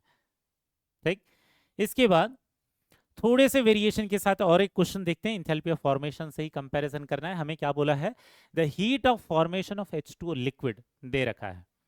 ठीक है ना, heat of formation of H2O liquid उन्होंने दे रखा है। H2O लिक्विड बन रहा है, इसका मतलब क्या है, इसमें 2 एलिमेंट है, 2 एलिमेंट है मतलब H2 गैस से बना होगा और O2 गैस से बना होगा, लेकिन रिएक्शन में इसके सामने हाफ रखेंगे ताकि प्रोडक्ट के सामने कोफिशिएंट कितना है, 1। तो आपको दिख रहा है इस रिएक्शन के समय इंथैल्पी ऑफ फॉर्मेशन कितना है, इसका इंथैल्पी ऑफ फॉर्मेशन उन्होंने दे रखा है -68 किलो कैलोरी। इस रिएक्शन के होते समय वो -68 किलो कैलोरी रिलीज करता है। अब आगे क्या बोल रखा है, the heat of formation of H2O gas. ठीक है, मतलब ये H2 gas plus half O2 gas, ठीक है, किस में कन्वर्ट हो रहा होगा, H2O गैस में कन्वर्ट हो रहा होगा। तो आपको दिखाई दे रहा होगा बेटा कुछ ऐसा दिख रहा है क्या, H2O लिक्विड से भी H2O गैस बना सकते हैं और उसका इंथैल्पी ऑफ फॉर्मेशन जो बोला है, ये बोला है ये वाली रिएक्शन जो है, ये इनिशियल रिएक्टेंट से ये जो प्रोडक्ट बन रहा है, इंथैल्पी ऑफ फॉर्मेशन ऑफ ये H2O2 गैस, H2O गैस है ये, और ये क्या है, ये enthalpy of formation of H2O liquid है। तो आपको क्या दिख रहा होगा, यहाँ पर एक 2 पाथवे तैयार हो गए, यहाँ पर हेसल्स लॉ काम आता है। और इसलिए हम लोगों ने बोला था कि जो हेसल्स लॉ है बहुत ही इंपॉर्टेंट है, बहुत सारी इंथैल्पीज के क्वेश्चन सॉल्व करते समय हेसल्स लॉ कहीं ना कहीं काम आता रहेगा। तो हम लोगों ने क्या बोल रखा है कि अगर इनिशियल पॉइंट और फाइनल पॉइंट सेम होते हैं तो इंथैल्पी भी सेम ही रहेगी। मतलब ये -68 किलो कैलोरी, और लिक्विड से जब गैस में अगर कन्वर्ट हो रहा है, लिक्विड से अगर वो गैस में कन्वर्ट हो रहा है तो यहाँ पर कौन सी इंथैल्पी लगेगी बेटा, इंथैल्पी ऑफ वेपराइजेशन लगेगी। यहाँ पर इंथैल्पी ऑफ वेपराइजेशन लगेगा वाटर का। ठीक है, तो पहले वो लिक्विड में गया और लिक्विड से फिर वो गैस में गया। तो एक्चुअल में enthalpy of formation of H2O gas को हम क्या लिख सकते हैं, इसको लिख सकते हैं -68 kilo calorie plus enthalpy of vaporisation. और इंथैल्पी ऑफ वेपराइजेशन तो पॉजिटिव में ही रहेगा, ठीक है ना, इंथैल्पी ऑफ वेपराइजेशन पॉजिटिव में ही रहेगा। और आपको याद होगा ये कितना था, ये 41 किलो जूल था, 41 किलो जूल था। अब इसको 4.184 से अगर डिवाइड करोगे enthalpy of vaporisation of water, ठीक है, तो ये कितना आ जाएगा, करीबन +9 पॉइंट समथिंग आएगा, ठीक है, क्या किलो कैलोरी।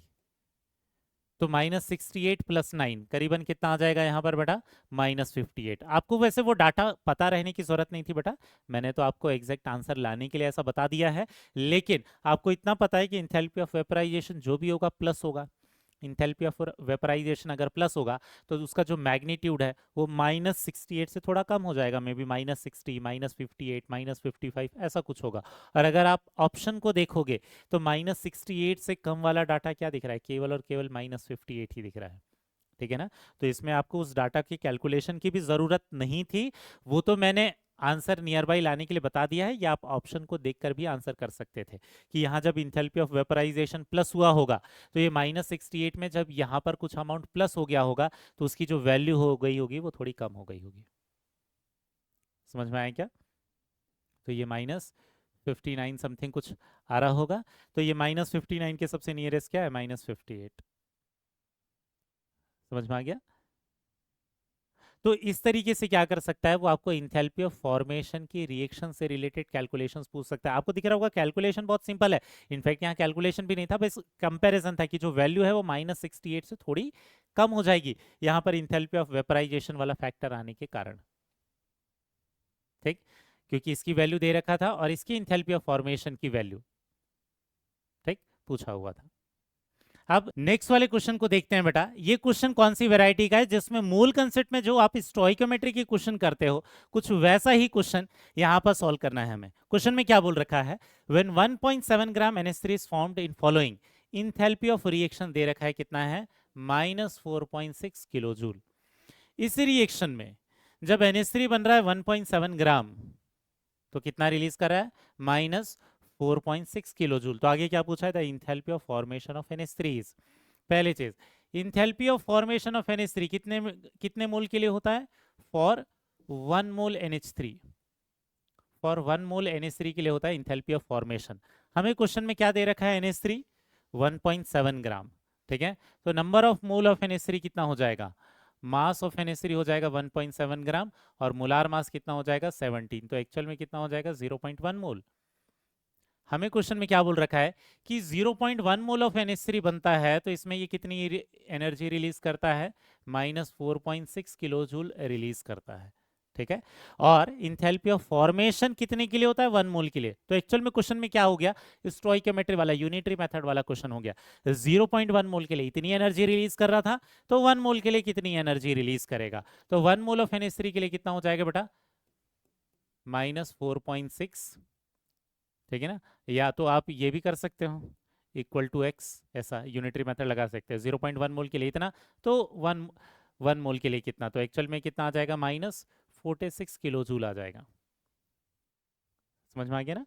तो -4.6 डिवाइडेड बाई 0.1 कर दोगे तो 46 किलो जूल पर मोल निकल कर आ जाएगा। तो यही उसका क्या हो जाएगा, इंथैल्पी ऑफ फॉर्मेशन हो जाएगा, ठीक है। तो एक्चुअल में एकदम सिंपल क्वेश्चन है, बहुत ज्यादा कुछ कैलकुलेशन नहीं है, लेकिन जैसा हम पढ़ते हैं कि इसमें स्टोइकोमेट्री वाले क्वेश्चन में 1 मोल में इतना बन रहा था तो 2 मोल में कितना बनेगा, ये कुछ वैसा ही क्वेश्चन है कि 0.1 मोल में इतनी एनर्जी रिलीज कर रहा था तो 1 मोल में कितनी एनर्जी रिलीज करेगा, और 1 मोल में जितनी एनर्जी रिलीज करेगा वही इसका क्या हो जाएगा, इंथैल्पी ऑफ फॉर्मेशन।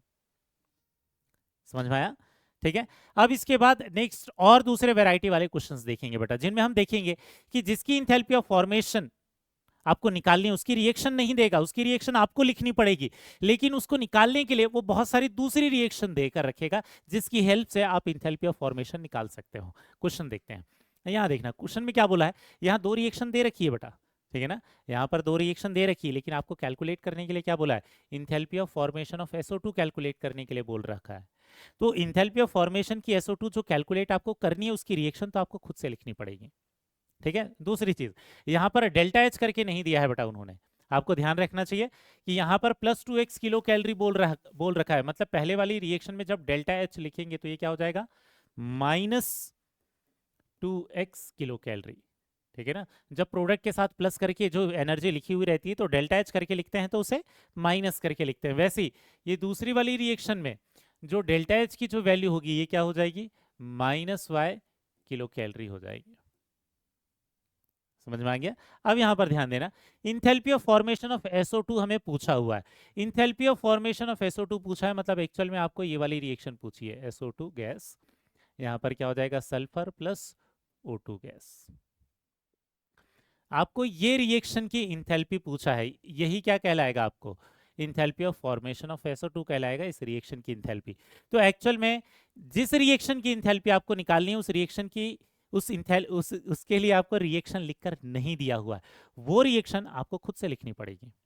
ठीक है ना, और इसीलिए हम लोगों ने इंथैल्पी ऑफ फॉर्मेशन की रिएक्शन लिखना सीखा है। अब इस रिएक्शन की इंथैल्पी निकालना है वो दो इंथैल्पीज को यूज करके। किसी को लग रहा होगा सर आपने 1/8 एसेट नहीं लिखा, क्योंकि हमने क्या बोल रखा था बेटा, आपको बहुत बार ऐसा भी लिखने के लिए बोल सकता है, ऐसा भी जरूरत पड़ सकती है। क्यों, क्योंकि क्वेश्चन में सिर्फ एस लिखा था तो मैंने ऐसे लिख दिया, 1/8 एसेट नहीं लिखा। ठीक है, प्रॉपर तरीका तो 1/8 एसेट होता है, लेकिन आप उसको सिर्फ एस लिखकर भी काम चला सकते हो सल्फर को। ठीक, अब यहां देखना, इस रिएक्शन को अगर बनाकर लाना है तो पहली चीज, सल्फर आपको कहां से मिलेगा बेटा, सल्फर मिलेगा आपको पहली वाली रिएक्शन से। पहली वाली रिएक्शन में क्या है, S + 3/2 O2, S + 3/2 O2, ये क्या हो जाएगा, SO3। इसके लिए जो डेल्टा H की वैल्यू हो गई, ये कितनी हो गई, -2x किलो कैलोरी हो गई। ठीक है ना। दूसरी चीज, O2 दो रिएक्शन में है तो इसको मत देखो। इसके बाद क्या बनाकर लाना है आपको, SO2 बनाकर लाना है। SO2 कहां से मिलेगा बेटा, दूसरी वाली रिएक्शन से मिलेगा, लेकिन दूसरी वाली रिएक्शन को आपको क्या करना पड़ेगा, रिवर्स करना पड़ेगा। तो दो तीन रिएक्शन की हेल्प से फाइनल रिएक्शन की इंथैल्पी निकालना हमने पहले भी सीखा है, हेसस लॉ के क्वेश्चन बहुत सारे किए थे हमने, उसमें सीख रखा है। यहाँ पर SO2 हमें प्रोडक्ट में चाहिए तो इसको रिवर्स करना पड़ेगा, ये क्या हो जाएगा, ये हो जाएगा SO3, और ये क्या हो जाएगा बेटा, ये हो जाएगा SO2 + ½ O2। ठीक है, और यहाँ डेल्टा H की वैल्यू यहाँ क्या दिख रहा है, -y, अगर इसको आप रिवर्स कर दोगे तो ये क्या हो जाएगा बेटा, +y हो जाएगा। समझ में आ गया। अब अगर आप देखोगे कि दोनों रिएक्शन को अगर आप ऐड कर दोगे, दोनों रिएक्शन को ऐड कर दोगे तो ये SO3 और SO3 कैंसिल आउट हो जाएगा, ये हो जाएगा S। ये 3/2 O2, ½ O2 को इधर लाके माइनस कर दोगे तो क्या बचेगा, 1 O2 हो जाएगा, 2/2 O2 बचेगा, 1 O2, और ये SO2 आपको दिख रहा है। आपको जो फाइनल रिएक्शन चाहिए थी वही रिएक्शन मिल गई, मतलब इस रिएक्शन की enthalpy he enthalpy of formation होगी। अब यहाँ डेल्टा H की वैल्यू क्या लिख दोगे बेटा, इस दोनों रिएक्शन को ऐड किया है तो ये एक्चुअल में हो जाएगा -2x + y, या y - 2x भी लिख सकते हो आप इसे। समझ में आया क्या, तो ये इंथैल्पी ऑफ फॉर्मेशन का एक्सप्रेशन हो गया। क्वेश्चन समझ में आएगा बेटा। तो कई बार वो क्या कर सकता है कि जिस रिएक्शन की आपको इंथैल्पी पूछेगा वो इंथैल्पी ऑफ फॉर्मेशन बोल देगा, उस कंपाउंड का नाम दे देगा, लेकिन रिएक्शन नहीं देगा, लेकिन उसको उसकी वैल्यू निकालने के लिए आपको दूसरी रिएक्शन देकर रखेगा। ठीक है ना। कुछ और क्वेश्चन ट्राई करते हैं बेटा इसी पर, यहां देखना। नेक्स्ट, फिर से 3 रिएक्शन आपको देकर रखा हुआ है इन्होंने, और इसके बाद क्या बोला है, heat of formation of acetylene, acetylene मतलब C2H2। तो जिस रिएक्शन की इंथैल्पी ऑफ फॉर्मेशन निकालना है, जिस कंपाउंड की इंथैल्पी ऑफ फॉर्मेशन निकालना है, उसके लिए रिएक्शन नहीं दिया है, उसको निकालने के लिए बाकी 3 रिएक्शन दे रखी, तो जिसके लिए हमें निकालना है पहले उसके लिए इंथैल्पी ऑफ फॉर्मेशन लिख लेते हैं। ठीक है, C2H2, इसके लिए इंथैल्पी ऑफ फॉर्मेशन बताना है। यहाँ क्या दिख रहा है, इसके लिए अगर रिएक्शन लिखेंगे तो 2 एलिमेंट प्रेजेंट है उस कंपाउंड के अंदर, तो 2 एलिमेंट अलग अलग रिएक्टेंट के फॉर्म में होंगे। ये जो कार्बन होगा ये ग्रेफाइट के फॉर्म में होना चाहिए, मैं सिंपली सॉलिड लिख ले रहा हूँ क्योंकि क्वेश्चन में सॉलिड दे रखा है। ठीक है, वैसे यहाँ पर क्या है, H2 गैस लिख लेते हैं। इसको बैलेंस करेंगे ऐसे, क्योंकि प्रोडक्ट के सामने क्या होना चाहिए, 1। तो इस रिएक्शन की इंथैल्पी को हम क्या बोलेंगे, enthalpy of formation of C2H2 बोलेंगे। ठीक है ना, इस रिएक्शन की इंथैल्पी को हम बोलेंगे enthalpy of formation of C2H2। अब इसकी रिएक्शन को बनाने के लिए हम क्या करेंगे, 2 × कार्बन चाहिए हमें, 2 कार्बन चाहिए। 2 कार्बन कहाँ से मिलेगा, पहली वाली रिएक्शन से मिलेगा। पहली वाली रिएक्शन से क्या करेंगे, 2 कार्बन + 2 O2। ठीक है ना, ये क्या है, 2 CO2। ठीक है, इसके डेल्टा H की वैल्यू कितनी दे रखी है, -787 दे रखी है। ठीक है, इसके बाद क्या करेंगे, हमें चाहिए H2। H2 कहाँ से मिलेगा बेटा, सेकंड वाली रिएक्शन से मिलेगा। सेकंड वाली रिएक्शन को मिलेगा तो इसको एज इट इज यूज कर लेते हैं, ये हो जाएगा क्या, H2 + ये हो जाएगा ½ O2।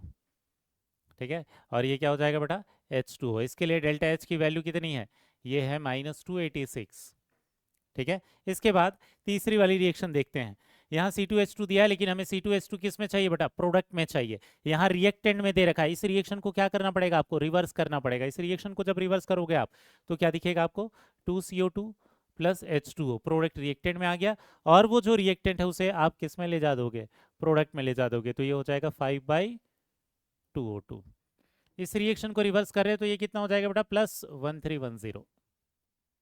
ठीक है ना, वो माइनस था तो प्लस हो गया। अब ध्यान देना, अगर इस पूरी रिएक्शन को अगर आप ऐड कर दोगे, तीनों रिएक्शन को अगर आप ऐड कर दोगे, तो क्या हो जाएगा? ये 2CO2 से कैंसिल आउट हो जाएगा, H2O से कैंसिल आउट हो जाएगा, 2 + ½ O2 5/2O2 इससे कैंसिल आउट हो जाएगा। एक्चुअल में आपको क्या मिलेगा? 2 कार्बन प्लस H2, ये मिल जाएगा क्या चीज? C2H2। तो आपको फाइनल वही रिएक्शन मिल गई जो हमें इंथैल्पी ऑफ फॉर्मेशन के लिए चाहिए थी। अब ये तीन रिएक्शन के एडिशन से इस रिएक्शन को बनाया है, तो उन तीन इंथैल्पीज को भी हम क्या करेंगे? ऐड कर देंगे। तो यहाँ आपको क्या मिलेगा? ये -787 -286, और ये क्या हो जाएगा? +1310 +1310। यहाँ दोनों को माइनस माइनस क्या हो जाएगा बेटा? 7 6 13, 8 8 16 और 1 17, 7 2 9, और एक क्या हो जाएगा? 10, -1073। तो आपको क्या दिख रहा है? 1310 में से, ठीक है ना, आप माइनस कर दोगे 1073, तो 10 में से 3 गया 7, 10 में से 7 गया 3, और यहाँ बचेगा 237। तो करेक्ट आंसर क्या हो जाएगा? यहाँ एक्चुअल में प्लस में आएगा आंसर बेटा, आंसर हो जाएगा +237। समझ में आया? करेक्ट आंसर हो जाएगा +237, इसके लिए इंथैल्पी ऑफ फॉर्मेशन की वैल्यू। अब इसके जैसा ही नेक्स्ट वाला क्वेश्चन सिमिलर है। यहां आपको क्या करना है? CS2 की इंथैल्पी ऑफ फॉर्मेशन पूछा है, पहले आप इसकी रिएक्शन लिख लो, और आप उस रिएक्शन को कैसे लाओगे, इन तीन रिएक्शन को यूज करके, ये आपको खुद से ट्राई करना है बेटा। मैं सॉल्यूशन करा रहा हूं, लेकिन पहले खुद से ट्राई करके सॉल्यूशन से मैच करना है। ठीक है, आपको क्या दिया हुआ है? CS2 का इंथैल्पी ऑफ फॉर्मेशन पूछा है। CS2 का इंथैल्पी ऑफ फॉर्मेशन पूछा है, तो इसकी पहले रिएक्शन लिख लेते हैं। कार्बन और सल्फर दो एलिमेंट है, तो दोनों को स्टैंडर्ड स्टेट में लिख लेते हैं, कार्बन सॉलिड और सल्फर सॉलिड। मैं सिंपली ऐसे ही लिख रहा हूं, एसिड करके नहीं लिख रहा हूं, कार्बन ग्रेफाइट नहीं लिख रहा हूं, क्योंकि क्वेश्चन में एसिड कहीं नहीं लिखा है, कार्बन ग्रेफाइट कहीं नहीं लिखा है, तो सिंपली सॉलिड सॉलिड लिख दिया मैंने। ठीक है, इस रिएक्शन को आपको बनाकर लाना है तीनों रिएक्शन को यूज करके। सबसे पहले आप क्या देखोगे? कार्बन पहली रिएक्शन से मिलेगा, रिएक्टेंट की तरफ है, हमें रिएक्टेंट की तरफ ही चाहिए, सेम कोफिशिएंट चाहिए, कोई चेंज नहीं करेंगे, एज इट इज यूज कर लेंगे पहली वाली रिएक्शन को। कार्बन प्लस O2, ये क्या हो जाएगा? CO2। डेल्टा H की वैल्यू कितनी दी हुई है इसमें? -395 किलो जूल। ठीक है, इसके बाद दूसरी चीज आपको क्या चाहिए? 2 सल्फर। सल्फर आपको कहां से मिलेगा बेटा? दूसरी रिएक्शन से, लेकिन इस रिएक्शन को आपको 2 से मल्टीप्लाई करना पड़ेगा, क्योंकि आपको कोफिशिएंट के सामने 2 चाहिए। वो रिएक्टेंट के साइड में है, हमें रिएक्टेंट के साइड में ही चाहिए, रिवर्स करने की जरूरत नहीं है। फिर हम क्या करेंगे? इसे लिख देंगे 2 सल्फर, 2 सल्फर प्लस लिख देंगे क्या चीज? 2O2, और एक्चुअल में ये क्या हो जाएगा? 2SO2। अगर ये 2SO2 हो गया, तो डेल्टा H की वैल्यू हम क्या लिख देंगे बेटा? ये लिख देंगे -295 × 2। ठीक है, इसके बाद ध्यान देना क्या करना है हमें। फाइनली यहां चाहिए प्रोडक्ट की तरफ में CS2। CS2 कहां से आएगा हमारे पास? तीसरी वाली रिएक्शन से, लेकिन ये तीसरी वाली रिएक्शन को आपको क्या करना पड़ेगा? रिवर्स करना पड़ेगा, क्योंकि यहाँ CS2 रिएक्टेंट की तरफ है, और उसे रिवर्स करके हम कहां ले जाएंगे? प्रोडक्ट की तरफ। ठीक है, तो यहां पर हमें इस रिएक्शन को जब रिवर्स करेंगे, तो ये जो प्रोडक्ट है वो रिएक्टेंट में चला जाएगा, CO2 + 2SO2। ठीक है, और जो रिएक्टेंट वाला पार्ट है CS2, वो चला जाएगा किसमें? प्रोडक्ट में। ये CS2 हो गया, और ये हो गया 3O2। यहां पर जब इस रिएक्शन को रिवर्स किया है, तो ये क्या हो जाएगा? +1110, ऐसा हो जाएगा बेटा। अब ध्यान देना, यहां पर इन जब तीनों रिएक्शन को अगर आप ऐड करोगे, तीनों रिएक्शन को ऐड करोगे, तो आपको क्या दिखाई देगा? यहां पर ये CO2 से CO2 कैंसल आउट हो गया, SO2 से SO2 कैंसल आउट हो गया, ये 3O2 टोटल है, ये 3O2 से कैंसल आउट हो गया। ठीक है, 1O2 + 2O2 था ये। अब एक्चुअल में आप फाइनल रिएक्शन जब लिखोगे, तो C + 2S एक्चुअल में क्या हो गया? ये CS2 आपको दिख रहा है, वही रिएक्शन आ गई जिसकी आपको इंथैल्पी ऑफ फॉर्मेशन चाहिए थी। ठीक है, अब इनकी इंथैल्पी को अगर आप ऐड कर दोगे, तो ये तो हो गया कितना? -395। इसको जब 2 से मल्टीप्लाई करोगे, तो ये हो जाएगा 2 पंचे 10, 1 बचा, 2 9 18, और एक 19, और एक 2 2 4, और एक ये 5, ये कितना हो जाएगा? -590। ये हो जाएगा 5 9 9 18, 5 3 और 1 8, माइनस कितना हो जाएगा 985। माइनस 985 है तो 1110 से क्या कर देते हैं, इसे माइनस कर देते हैं। एक्चुअल में क्या हो जाएगा, 10 में से 5 गया 5, इसमें से 8 गया 2, और ये 10 में से 9 गया 1, कितना हो जाएगा प्लस 125 किलो जूल पर मोल निकल कर आ रहा है। तो करेक्ट आंसर कितना हो जाएगा बेटा, प्लस 125 किलो जूल पर मोल। क्लियर हो गया? ठीक है, एक इसी तरीके का एक क्वेश्चन और ट्राई करते हैं बेटा। ठीक है, हम बहुत सारे क्वेश्चन ले रहे हैं, तरीका सिमिलर है, बस आपकी प्रैक्टिस होनी चाहिए, इसलिए हम बहुत सारे क्वेश्चंस ले रहे हैं बेटा। क्वेश्चन देखना क्या बोल रखा है, 4 रिएक्शन दे रखी है और आपको पूछा है enthalpy of formation of H2SO4। H2SO4 की इंथैल्पी ऑफ फॉर्मेशन के लिए आपको रिएक्शन क्या चाहिए, ये जो हाइड्रोजन है ये H2 के फॉर्म में रहेगा, सल्फर S के फॉर्म में रहेगा, और ऑक्सीजन O2 के फॉर्म में रहेगा, लेकिन इसके सामने 2 होना चाहिए। इस रिएक्शन की इंथैल्पी आपको बनाकर लानी है, तभी आप क्या बोलोगे, enthalpy of formation of H2SO4 आ गया है। अब इस रिएक्शन को लाने के लिए आप क्या करोगे, सबसे पहले H2 आपको कहाँ से मिलेगा बेटा, एक ही रिएक्शन में, फाइनल वाली रिएक्शन में, इसको एज इट इज यूज कर लेते हैं। H2 प्लस ये हो गया हाफ O2, ये क्या बना रहा है H2O, और यहाँ पर डेल्टा H की वैल्यू कितनी है, ये है -287.3। ठीक है, नेक्स्ट सल्फर चाहिए आपको। सल्फर देखेंगे क्या एक ही रिएक्शन में है, बिल्कुल एक ही रिएक्शन में है, ये ऊपर वाली रिएक्शन में है, यहाँ से सल्फर आ जाएगा। ऊपर वाली रिएक्शन को एज इट इज ले लेते हैं, S प्लस O2, क्योंकि कोफिशिएंट सेम है, वो रिएक्टेंट की तरफ है, रिएक्टेंट की तरफ ही चाहिए था हमें, ये हो गया SO2, और डेल्टा H की वैल्यू कितनी हो जाएगी, डेल्टा H की वैल्यू हो जाएगी -298.2। ठीक है, इसके बाद O2 क्या दिख रहा है, 2 रिएक्शन में दिखाई दे रहा है, तो O2 को देखने की जरूरत नहीं, इनफैक्ट 3 रिएक्शन में, O2 को नहीं देखेंगे, H2SO4 को देखेंगे। H2SO4 प्रोडक्ट की तरफ चाहिए हमें, यहाँ पर क्या दे रखा है, प्रोडक्ट की तरफ ही दे रखा है, तीसरी वाली reaction as it is use कर लेते हैं। ठीक है, ये आ गया H2SO4, रिएक्टेंट में क्या क्या था बेटा, इसमें ये था SO3 प्लस H2O। ठीक है, और यहाँ पर क्या आ जाएगा, डेल्टा H की वैल्यू हो गई -130.2।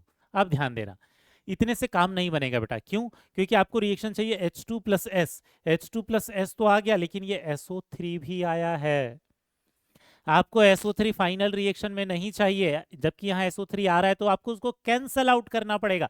ये SO3 किस में है, रिएक्टेंट में है, अगर इसको आपको कैंसल आउट करना है तो SO3 प्रोडक्ट में होना चाहिए। तो SO3 प्रोडक्ट में कहाँ दिखाई देगा, ये सेकेंड वाली रिएक्शन में, तो ये सेकेंड वाली रिएक्शन भी आप एज इट इज यूज कर लोगे, SO2 प्लस हाफ O2, और ये क्या बना रहा है SO3।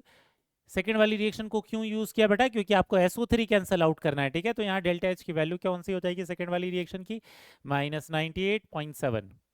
ठीक है ना, अब आप क्या देखोगे, अगर ये सारी रिएक्शन को आप ऐड कर दोगे, सारी रिएक्शन को ऐड कर दोगे तो क्या हो जाएगा, ये SO2 से SO2 कैंसल आउट हो जाएगा, SO3 से SO3 कैंसल आउट हो जाएगा, H2O से H2O कैंसल आउट हो जाएगा, आपके सामने क्या दिखाई देगा, H2 plus S, half O2 1 O2, कितना हो जाएगा, ये 2 O2, और एक्चुअल में क्या दिखाई देगा आपको, H2SO4। समझ में आ गया, तो एक्चुअल में क्या दिख रहा है आपको, H2SO4 की रिएक्शन आ गई, इंथैल्पी ऑफ फॉर्मेशन की रिएक्शन आ गई, इन चारों रिएक्शन के एडिशन से ये बना था, तो इंथैल्पी को भी ऐड कर देते हैं। यहाँ पर इंथैल्पी को जब ऐड करेंगे तो ये कितना हो जाएगा बेटा, ये हो जाएगा 3 2 5, ठीक है, 2 7, और 7 और 7 14, ये हो जाएगा 4, 1 बचा, 8 7 15, और 8 कितना हो जाएगा 23, और 24 4, 1 बचा, 2 बचा, और ये कितना हो जाएगा 9 3 12, और 9 21, और 8 29, और 2 31, 1 3 बचा, और ये क्या जाएगा 2 2 4, और 1 5 और 3 8, ये कितना हो जाएगा -814.4 आ जाएगा। तो करेक्ट आंसर कितना हो जाएगा, फर्स्ट वाला -814.4 किलो जूल। समझ में आ गया बेटा, तो हम लोगों ने देख लिया कि स्टोइकियोमेट्री जैसे क्वेश्चन जो आते हैं उनको कैसे सॉल्व करना है, इंथैल्पी ऑफ फॉर्मेशन की रिएक्शन देकर किसी और इंथैल्पी की रिएक्शन, किसी और रिएक्शन की इंथैल्पी पूछेगा तो कैसे निकालना है, बहुत सारी रिएक्शन देकर इंथैल्पी ऑफ फॉर्मेशन पूछेगा तो कैसे निकालना है। अब इसके बाद सबसे लास्ट तरीके का क्वेश्चन बेटा, और ये बहुत ही इंपॉर्टेंट है, प्रीवियस ईयर में इस तरीके के बहुत ही क्वेश्चन पूछे गए, ये है इंथैल्पी ऑफ फॉर्मेशन को यूज करके किसी और रिएक्शन की इंथैल्पी को आप कैसे निकालोगे, इंथैल्पी ऑफ रिएक्शन कैलकुलेट करना यूजिंग इंथैल्पी ऑफ फॉर्मेशन। ठीक है, तो ध्यान रखना बेटा, यहाँ इंथैल्पी ऑफ फॉर्मेशन कैलकुलेट नहीं कर रहे हैं, ऐसे क्वेश्चन में आपको कैसे पता चलेगा कि इस वाले केस का क्वेश्चन है, more than one enthalpy of formation question में मेंशन होगा। ठीक है, तो इस तरीके को अप्लाई करना है, ये आपको कैसे पता चल जाएगा, मोर देन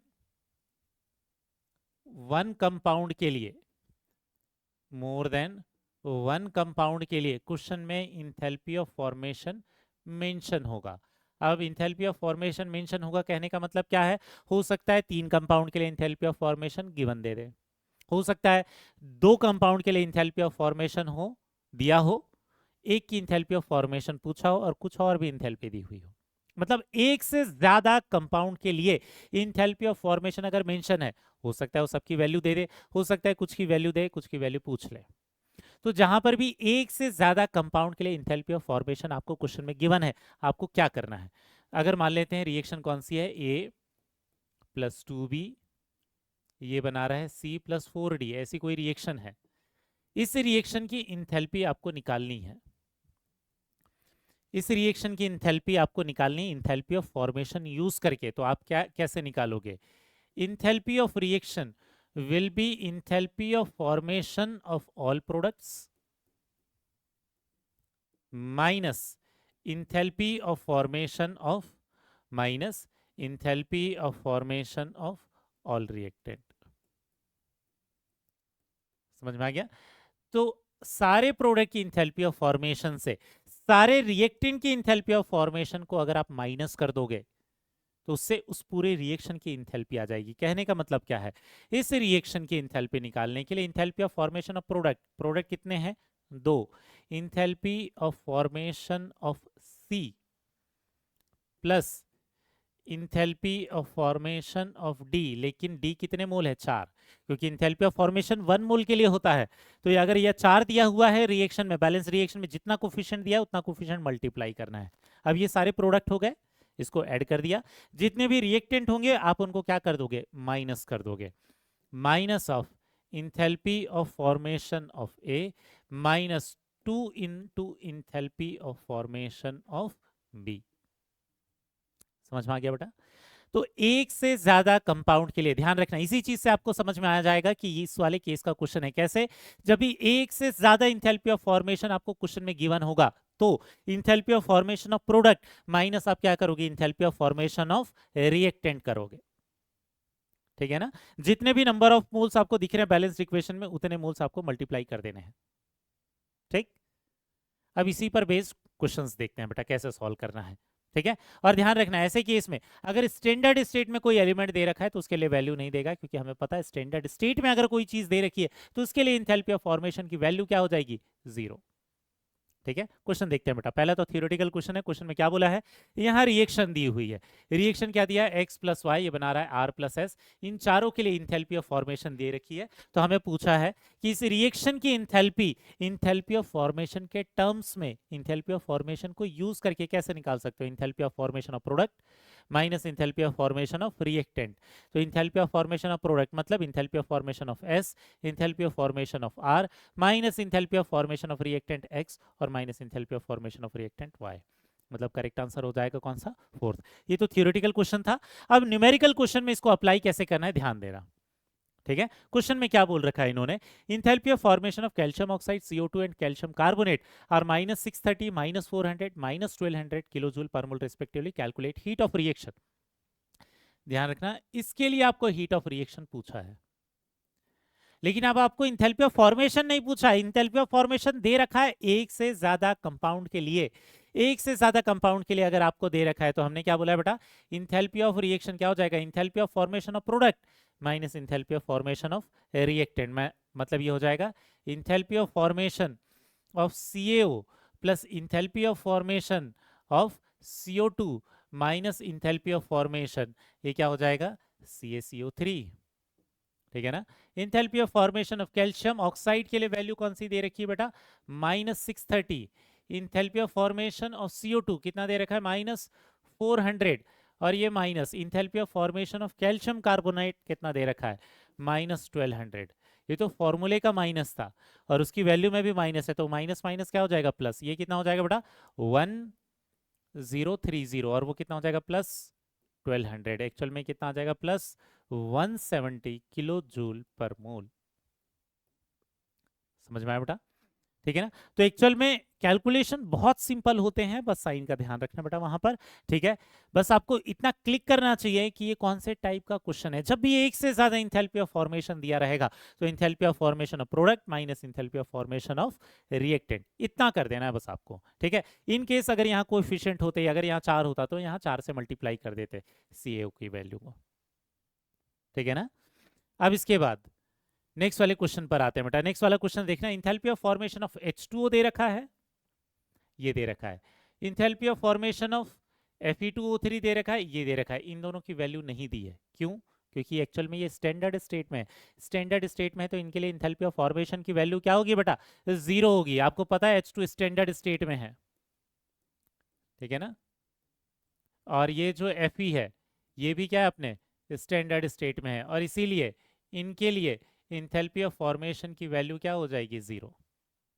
इसलिए इनके लिए कभी आपको क्वेश्चन में वैल्यू देकर नहीं रखेगा, ये आपको पता रहना चाहिए। हमने जो पहले पढ़ रखा है कि स्टैंडर्ड स्टेट में इंथैल्पी ऑफ फॉर्मेशन 0 होता है, लेकिन आपको समझ में आ जाना चाहिए कि इसी केस का क्वेश्चन है। क्यों? क्योंकि एटलीस्ट 2 कंपाउंड के लिए आपको इंथैल्पी ऑफ फॉर्मेशन लिख दिया उन्होंने, 2 कंपाउंड के लिए इंथैल्पी ऑफ फॉर्मेशन लिख दिया। इसका मतलब क्या है कि इस रिएक्शन की जो इंथैल्पी होगी, enthalpy of formation of product, मतलब enthalpy of formation of Fe, ये 2 टाइम करेंगे, plus 3 into enthalpy of formation of H2O minus enthalpy of formation of Fe2O3 minus 3 into enthalpy of formation of, क्या कर दोगे? H2। अब आपको ये पता है कि यहाँ से 2 वैल्यू तो 0 है, ठीक है ना, ये वाली वैल्यू भी 0 है और साथ में ये Fe वाली वैल्यू भी 0 है। तो एक्चुअल में जो आपको डाटा रखने की जरूरत है वो केवल 2 कंपाउंड के लिए, H2O के लिए। 3 into enthalpy of formation of H2O, enthalpy of formation of H2 कितना दे रखा है बेटा? -290 minus enthalpy of formation of Fe2O3, Fe2O3 की वैल्यू कितनी दे रखी है? -820। इसमें 3 मल्टीप्लाई कर देते हैं, 0 3 9 27 के साथ 2 3 दूनी 6 और ये 8, ये हो गया -870, ये हो जाएगा +820। आंसर कितना आ जाएगा बेटा? +50। ठीक है, ये हो जाएगा +50 किलो जूल। क्लियर हुआ क्या? 2 कंपाउंड के लिए अगर इंथैल्पी ऑफ फॉर्मेशन दे रखा है तो आपको समझ जाना है enthalpy of formation of product minus enthalpy of formation of reactant करना है। उसमें भी जो स्टैंडर्ड स्टेट में रहेंगे उनके लिए इंथैल्पी ऑफ फॉर्मेशन क्या हो जाएगा? 0। ठीक है बेटा, अब आगे वाला क्वेश्चन आप खुद से ट्राई करो। इस रिएक्शन की इंथैल्पी निकालना है आपको, ठीक है। और इनफैक्ट 2 चीजों का, H2O2 का और H2O, 2 कंपाउंड का इंथैल्पी ऑफ फॉर्मेशन दे रखा है। तो इस रिएक्शन के लिए इंथैल्पी ऑफ रिएक्शन क्या हो जाएगा? 2 into enthalpy of formation of H2O plus enthalpy of formation of O2 minus 2 into enthalpy of formation of H2O2। इतना ही तो करना है, ठीक है। इसके अलावा ये जो O2 है ये स्टैंडर्ड स्टेट में है। अगर ये स्टैंडर्ड स्टेट में है तो इसके लिए इंथैल्पी ऑफ फॉर्मेशन की वैल्यू कितनी हो जाएगी? 0, मतलब उसको लेने की जरूरत नहीं थी, ठीक है। H2O, 2 into enthalpy of formation of H2, H2O की वैल्यू कितनी दे रखी है बेटा? ये दे रखा है -286 minus 2 into enthalpy of formation of H2O2, H2O2 की वैल्यू कितनी दे रखी है? -188। सॉल्व कर लेते हैं इसे।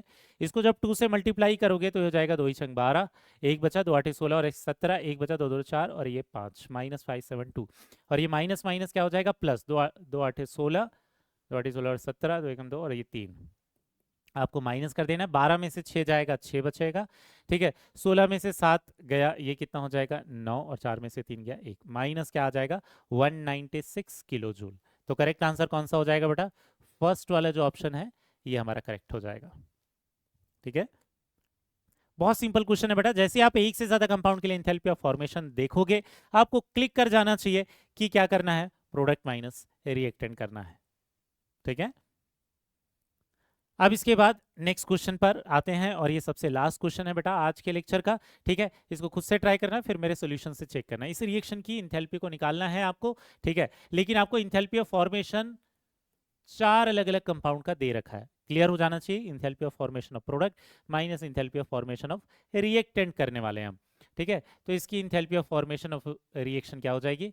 Enthalpy of formation of product मतलब N2O plus 3 into enthalpy of formation of CO2 minus 2 into enthalpy of formation of NO2 minus 3 into enthalpy of formation of CO2, CO2 नहीं CO है बेटा वो, ठीक। अब यहाँ वैल्यूज रखते हैं।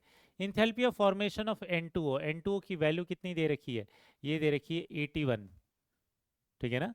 फिर इसके बाद plus 3 into enthalpy of formation of CO2, देखना बेटा CO2 की वैल्यू कितनी दे रखी है, -393, ठीक है। Minus 2 into enthalpy of formation of NO2 करना है हमें। NO2 की वैल्यू कितनी दे रखी है, सबसे लास्ट में 34 दे रखी है, ये हो गया 34, minus 3 into enthalpy of formation of CO भी दे रखा है, CO की वैल्यू कितनी, -110, ये हो जाएगी -110। अब यहाँ देखना, प्लस में एक वैल्यू ये आ गई 81, और वाली वैल्यू भी प्लस में हो जाएगी, माइनस माइनस प्लस हो जाएगी, हो जाएगा प्लस 330। एक्चुअल में हो जाएगा 1 8 3 11, और ये हो जाएगा 3 और 1 4, 411। इन दोनों की वैल्यू किस में आने वाली है, माइनस में आने वाली है। इसको देख लेते हैं, 3 3 9 3 9 27, 2 3 9 और 1179, ठीक है। और इसको 2 से मल्टीप्लाई कर देते हैं, तो ये एक्चुअल में हो जाएगा 68। तो ये हो जाएगा 9 8 17, 7 6 13 और 14, और ये 2 1 2 4 7, और इसमें आपको माइनस कर देना है 411। 7 में से 1 गया 6, ठीक है। 4 में से 1 गया 3, 12 में से 4 गया 8, 836 आंसर निकल कर आ रहा है बेटा। लेकिन आंसर किस में है, माइनस साइन के साथ है, -836 किलो जूल निकल कर आ रहा है। कौन सा करेक्ट आंसर हो जाएगा, ये थर्ड वाला। साइन का ध्यान रखना है बेटा, ठीक है, क्योंकि बहुत सारे क्वेश्चन में थर्मोकेमिस्ट्री में आपको एक ही डाटा मिलेगा प्लस माइनस के साथ। क्लियर हो गया। तो आज के लेक्चर में हमने इंथैल्पी ऑफ फॉर्मेशन के सारे तरीके के क्वेश्चन को सॉल्व करना सीख लिया है।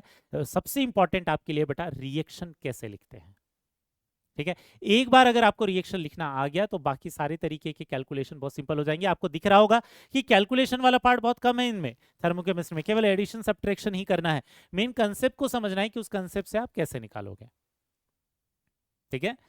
तो आज हमने इंथैल्पी ऑफ फॉर्मेशन पढ़ा है, बहुत ही इंपॉर्टेंट है। और नेक्स्ट वाला लेक्चर भी जो हम इंथैल्पी ऑफ कंबशन पढ़ेंगे वो भी एग्जामिनेशन पॉइंट ऑफ व्यू से बहुत ही ज्यादा इंपॉर्टेंट है बेटा, ठीक है। तो मिलेंगे नेक्स्ट वाले लेक्चर में इंथैल्पी ऑफ कंबशन के सारे क्वेश्चन के साथ, सारी थ्योरी के साथ। तब तक के लिए बाय बेटा।